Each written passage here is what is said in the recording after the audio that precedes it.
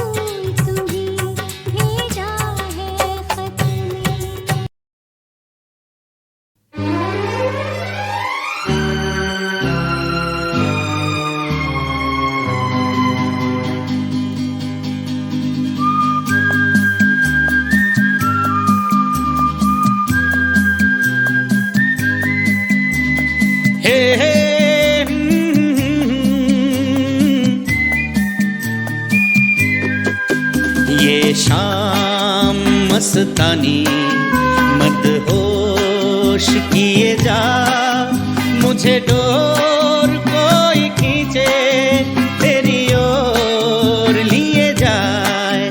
ये शाम मस्तानी मदहोश किए जा, मुझे डोर कोई खींचे तेरी ओर लिए जाए।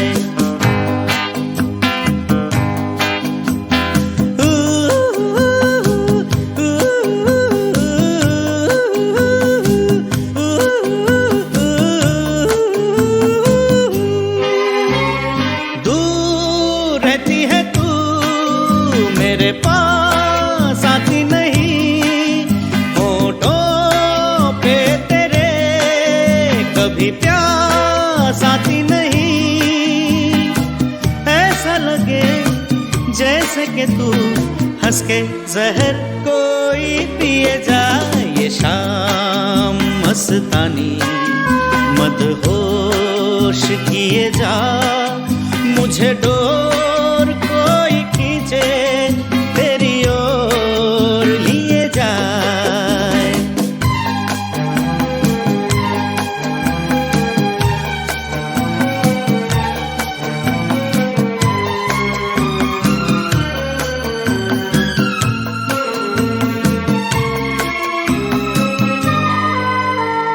बात जब मैं करूं मुझे रोक देती है क्यों, तेरी मीठी नजर मुझे टोक देती है क्यों। तेरी हया तेरी शर्म तेरी कसम मेरे होठ सिए जा। ये शाम मस्तानी मदहोश किए जा, मुझे डोर कोई खींचे तेरी ओर लिए जाए।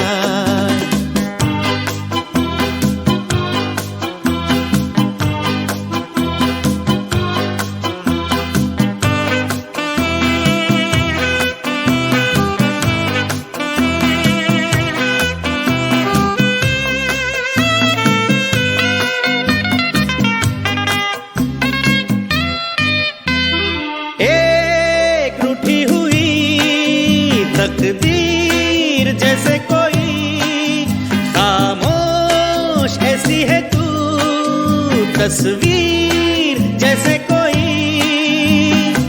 तेरी नजर बन के जुबान लेकिन तेरे पैगाम पिए जा। ये शाम मस्तानी मदहोश किए जा, मुझे डोर कोई खींचे तेरी ओर लिए जाए। ये शाम मस्तानी मदहोश किए जा, मुझे डोर कोई खींचे तेरी ओर लिए जाए।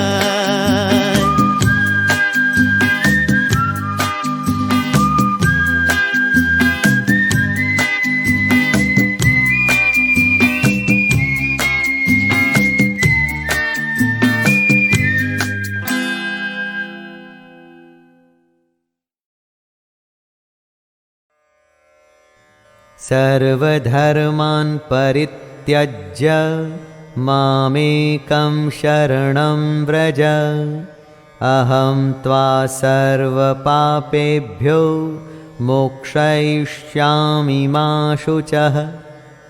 अपना अहंकार, अपने होने का भाव, अपना अस्तित्व सब कुछ भूलकर बस अपने को कृष्ण की शरण में डाल देना है। ऐसा ही कृष्ण कहते हैं। अपने धर्मों को यानी कि अपने संपूर्ण कर्तव्य कर्मों को कृष्ण को सौंपकर सिर्फ उस सर्वशक्तिमान सर्वाधार परमेश्वर की ही शरण में जाना है। कृष्ण कहते हैं, हे अर्जुन, मैं तुझे संपूर्ण पापों से मुक्त कर दूंगा, तू शोक मत कर।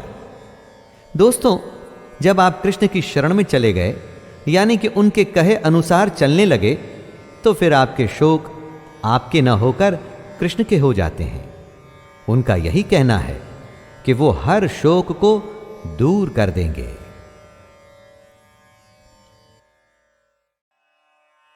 वेदानां सामवेदोऽस्मि देवानामस्मि वासवः इन्द्रियाणां मनश्चास्मि भूतानामस्मि चेतना।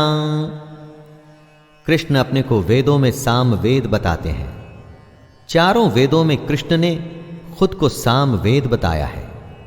जितने भी देव हैं उनमें वो इंद्र हैं। हमारी जो 5 इंद्रियां हैं उनमें कृष्ण मन है। मन को जीत लेने पर इंद्रियों को वश में करना मुश्किल नहीं होता। इसीलिए कृष्ण हमेशा मन पर विजय पाने की बात करते हैं। और जितने भी प्राणियों की जो चेतना है, यानी कि उनकी जीवन शक्ति, वो शक्ति जो उनमें संचार करती है, जिसकी वजह से हम सारे प्राणी जिंदा हैं, वो चेतना कृष्ण ही हैं। जब हमारे प्राण निकल जाते हैं, हमारी चेतना चली जाती है, तो समझिए कि हम में से कृष्ण निकल गए।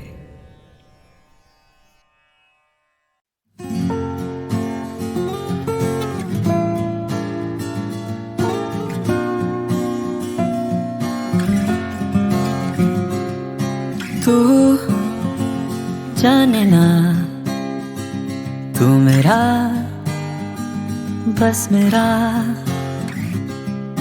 है आज भी दिल में चेहरा तेरा। ना देखे आंखें कोई और, सुनी है ये तेरे बिना। कसमें थी वादे पे किए, ना जाने तू क्यों बदला। डूबा डूबा जाने क्यों मैं हूँ, जो भी है गम सारे हंस के मैं सह लूं। ये बता क्या है मेरी खता, यादों में रहते हैं तेरे ही किस्से। बातें अधूरी बाकी है तुझसे, ये बता क्या है मेरी खता। हो मेरी क्या खता, हो क्या मेरी है खता। एक बार अपना बता दे, आऊंगा तू है जहाँ पे। पूछूंगा कुछ भी नहीं मैं, एक बार चेहरा दिखा दे। तू रूह मेरी, तू जान भी, तू थी कभी आराम से। डूबा डूबा जाने क्यों मैं हूँ, जो भी है गम सारे हंस के मैं सह लूं। ये बता क्या है मेरी खता, यादों में रहते हैं तेरे ही किस्से। बातें अधूरी बाकी है तुझसे, ये बता क्या है मेरी खता।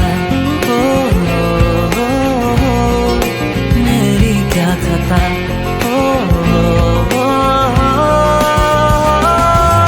डूबा डूबा जाने क्यों मैं हूँ, जो भी है गम सारे हंस के मैं सह लूं। ये बता क्या है मेरी खता।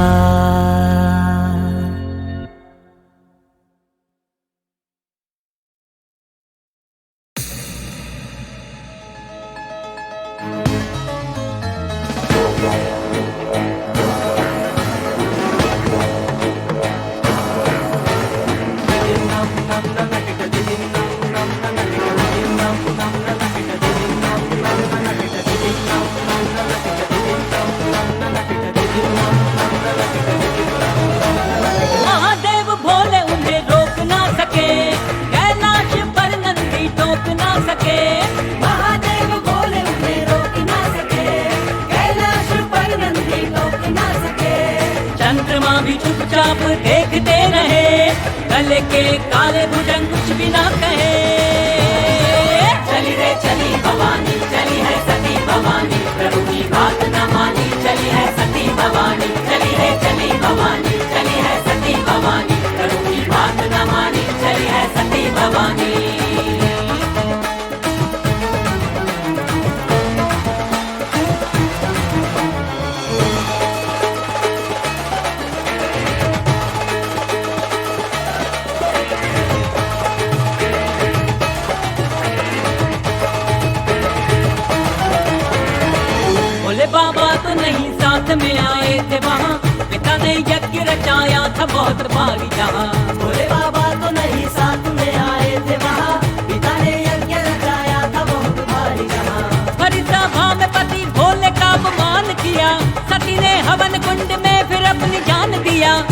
यौवन डोला जब क्रोध में औगड़ दानी।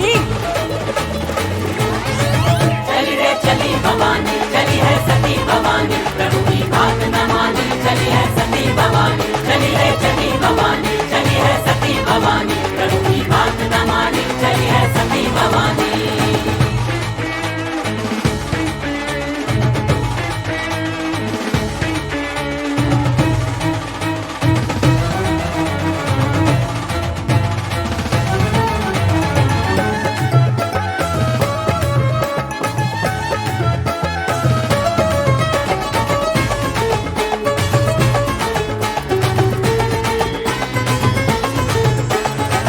चक्र विष्णु जी चलाए सती के टुकड़े हुए, 51 अंग गिरे सब वो शक्ति पीठ हुए। चक्र विष्णु जी चलाए सती के टुकड़े हुए, 51 अंग गिरे सब वो शक्ति पीठ हुए। कहीं का मध्यमा ज्वाला हिंग लाज, कहीं तेरे ही रूप आने को सजी है आज यही। कहीं पे कालिका, कहीं पर माई शिवानी। चली रे चली भवानी, चली है सती भवानी, प्रभु की बात न मानी, चली है सती भवानी। चली रे चली भवानी, चली है सती भवानी, प्रभु की बात न मानी, चली है सती भवानी। महादेव भोले उन्हें रोक ना सके, कैलाश पर नंदी टोक ना सके। महादेव भोले उन्हें रोक ना सके, कैलाश पर नंदी टोक ना सके। चंद्रमा भी चुपचाप देखते रहे, गले के काले भुजंग कुछ भी ना कहे। चली रे चली भवानी, चली है सती भवानी, प्रभु की बात न मानी, चली है सती भवानी। चली रे चली भवानी, चली है सती भवानी, प्रभु की बात न मानी, चली है सती भवानी।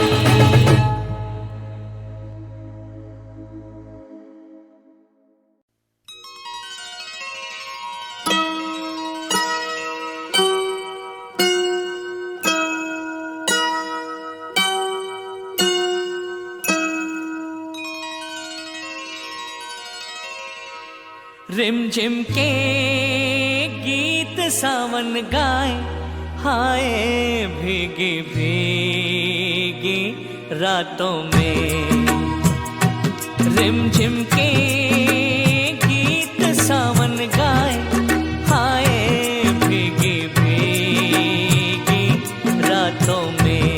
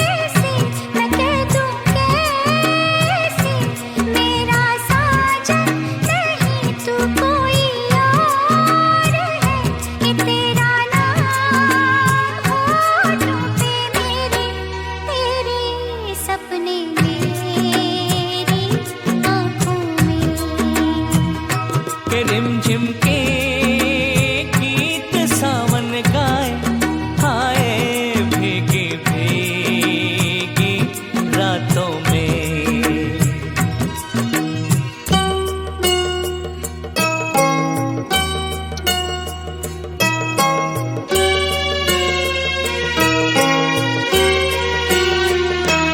मेरा दिल भी है दीवाना, तेरे नैना भी है नादान से। कुछ ना सोचा, कुछ ना देखा, कुछ भी पूछा ना एक अनजान से। चल पड़े साथ हम कैसे, ऐसे बन के साथी राहों में। रिमझिम के गीत सावन गाए, हाय भीगी भीगी रातों में।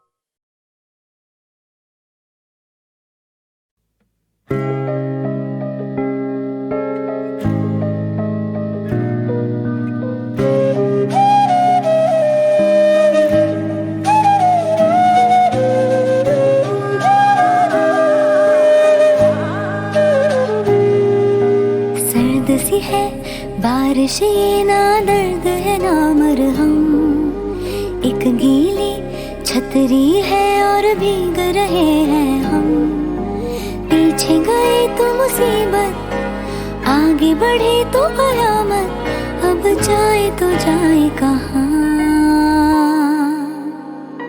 गीली गीली ख्वाहिश में भीगी हूँ मैं, हो ना हो बारिश ये भीगी हूँ मैं।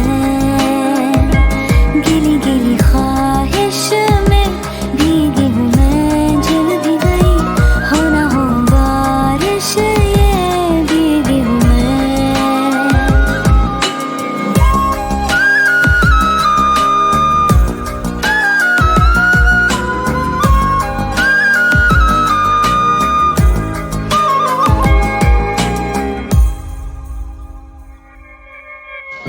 गीला सा सर तेरा, गीली सी टॉवल से तू पहुंचता रहता गया, मैं मर ही गई।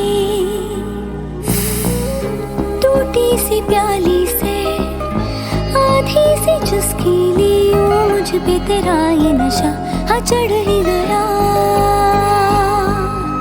बढ़ भी गई कहानी, कर भी गई ये निशानी, अब इसको छुपाऊं कहाँ। ख्वाहिश में भीगी हूँ मैं, हो ना हो बारिश ये भीगी हूँ मैं। गीली गीली ख्वाहिश में भीगी हूँ मैं, चल भी गई हो ना हो बारिश ये भीगी हूँ मैं।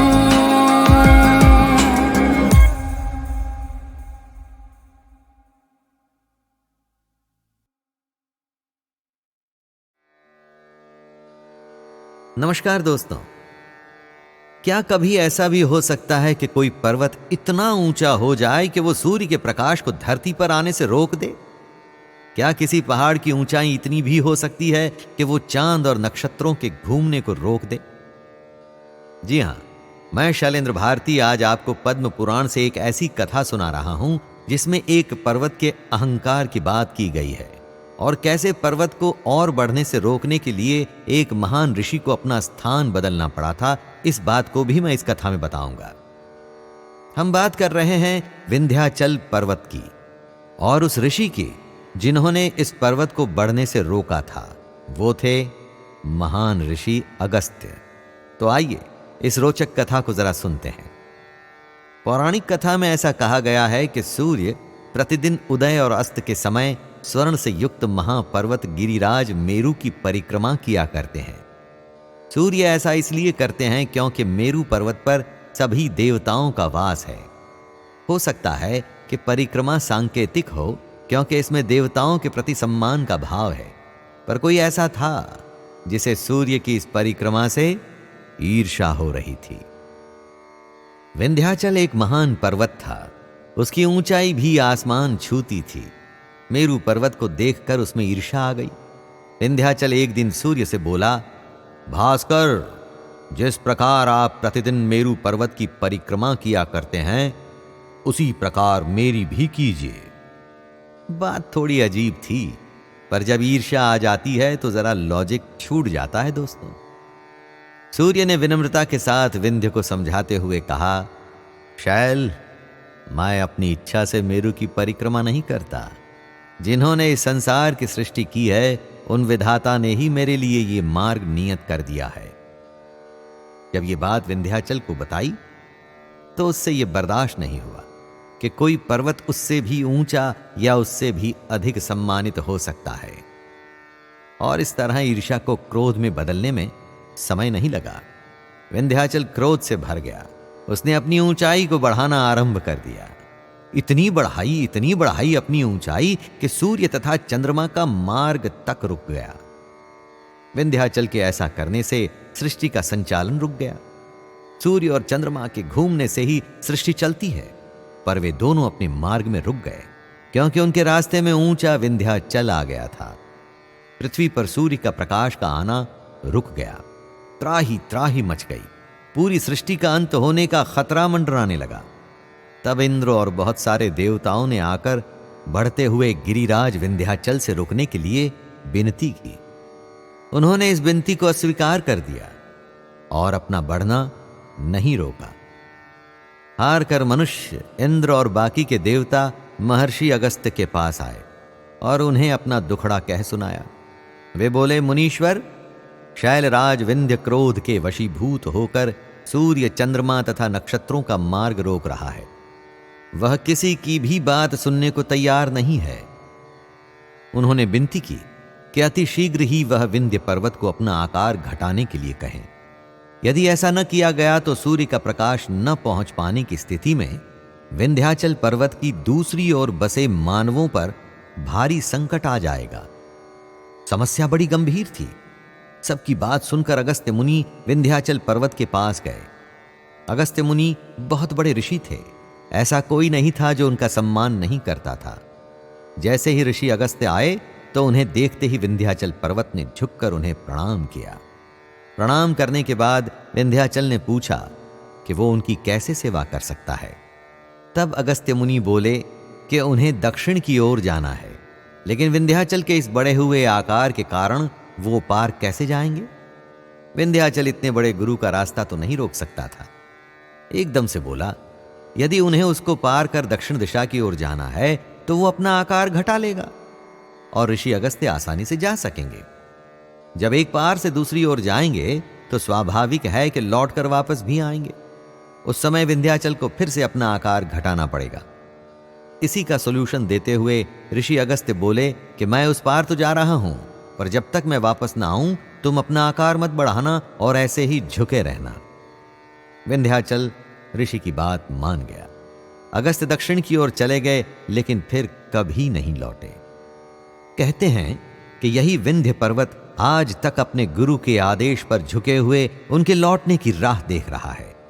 इस विंध्य पर्वत क्षेत्र का महत्व तपोभूमि के रूप में वर्णित है। यहीं पर मां विंध्यवासिनी का एक जागृत शक्तिपीठ भी है। ऐसी मान्यता है कि सृष्टि आरंभ होने से पूर्व और प्रलय के बाद भी इस विंध्याचल का अस्तित्व रहेगा। तो ये थी वो कथा दोस्तों, जिसमें एक पर्वत की ऊंचाई को रोकना आवश्यक हो गया था।